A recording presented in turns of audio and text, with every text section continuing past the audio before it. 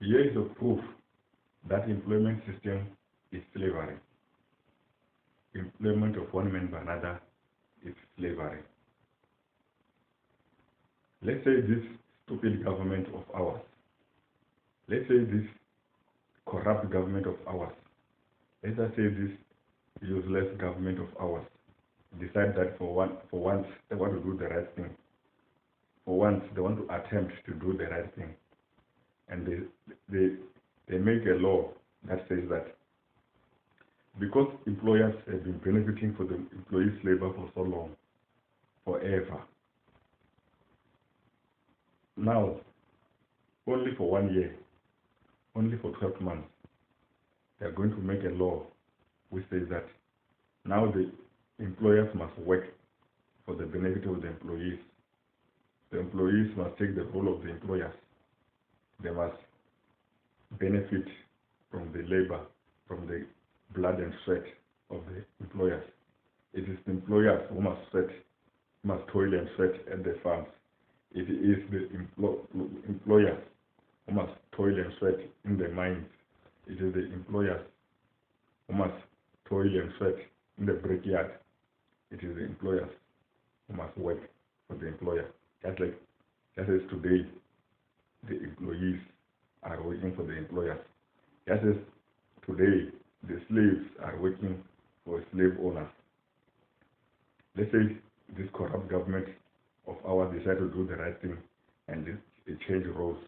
As I say, this foolish government of ours decide to do the right thing and change the roles between the employers and employees. Let's say this useless government of ours decided to do the right thing for once and says the employers must work for the employees just for 12 months, only 12 months. Or let's say only for 3 months or 1 month, that the employers must work and the employees must benefit. The salaries that the employers are getting must be given to the employees, and the employers must get the salaries that the employees are getting. I can guarantee you that the employers are the ones the first people that will be shouting, that will be screaming, that will be moaning, saying that no, this is slavery. We don't want to be slaves.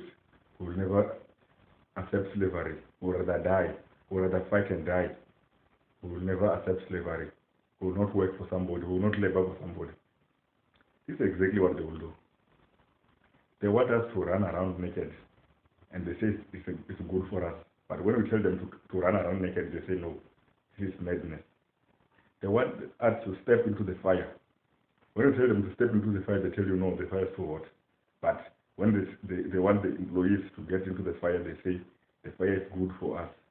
The fire is our vitamin, is our oxygen. When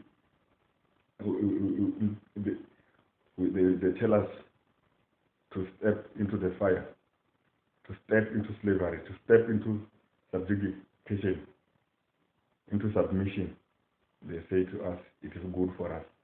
But when they are told to submit just for 1 month, they refuse.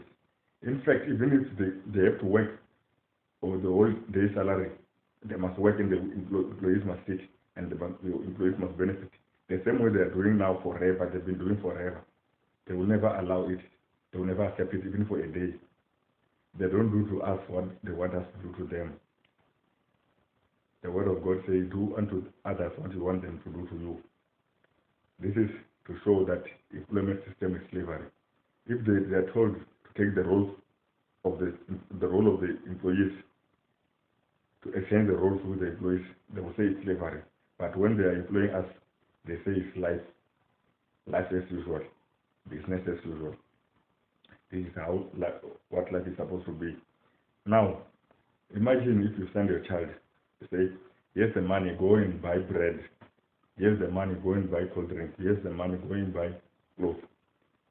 Your child takes the money and go. When he comes back empty-handed. And when you ask, where's the food? They tell you the mice have taken it from you. How are you going to feel? What are you going to do? You send your child to buy cold drink, you come back and say a mouse have taken this money. You send your child to buy clothes, you come back and say a mouse have taken it, have robbed you. What are you going to do? How are you going to feel? Imagine you send your child to buy clothes. You say an ant taken his money. You send your child to buy anything. You say an ant has taken it. You send your child to school. He turns back and say, no, the ant is blocking his way. Because how you will feel is how God is feeling now.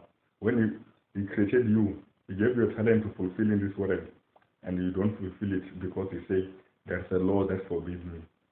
Because they don't allow me to be a nurse. They don't allow me to go to university. They don't allow me to go to college. They don't allow me to be a doctor. Your talent is to be a judge. But now you are not a judge. What's the excuse to God? You will say, no.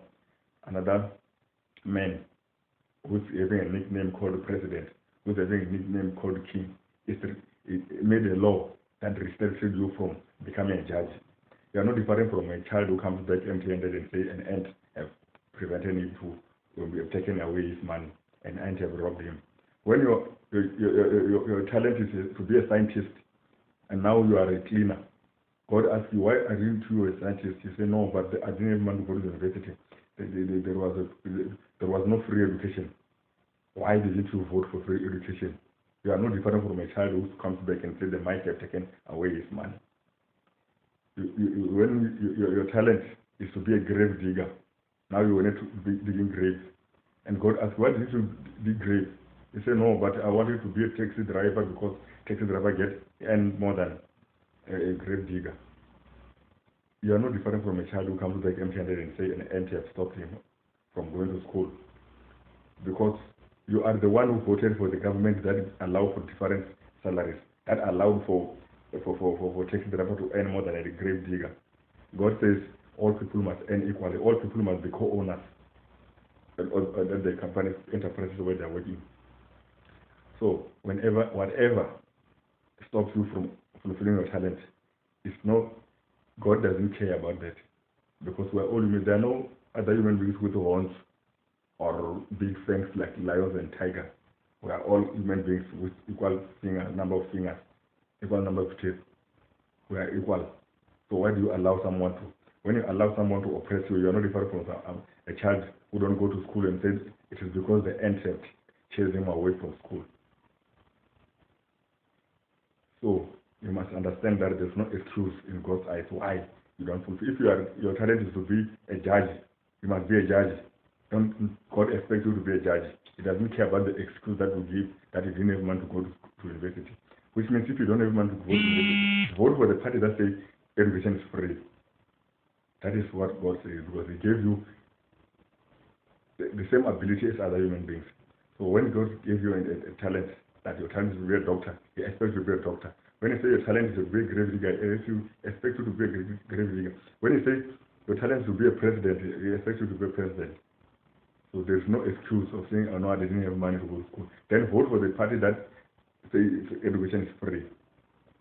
You must not let ends stop you from coming back with what we have been sent to buy. You must not let mice from stopping you from purchasing what you have been sent to. Because God has sent you to be what He sent you to be, and you have to be that. You must fulfill your talent. There's no excuse.